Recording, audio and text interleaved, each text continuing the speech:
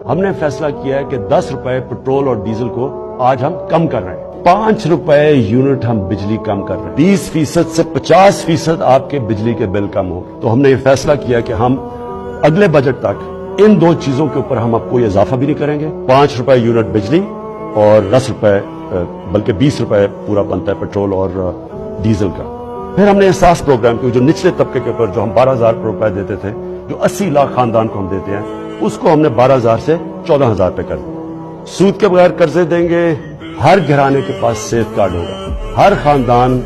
10 لاکھ روپے تک کسی بھی ہسپتال میں جا کے علاج کروا سکتا ہے، یہ ضروری ہے سمجھنا۔ اور میری یہ خواہش تھی کہ پاکستان میں ایک پورا جال بچ جائے ہاسپٹلس کا، غریب سے غریب گھرانے کے پاس بھی ہیلتھ کارڈ ہوگا، اور اگر ان کو گھر میں کوئی بیماری ہو وہ جا کے پرائیویٹ ہاسپٹل میں اپنا علاج کروا سکتے، کیونکہ جب کوئی گھر میں ایک بیماری ہو اور آپ کے پاس پیسہ نہ ہو تو اس سے زیادہ ایک خاندان کی بے بسی کا عالم ہو۔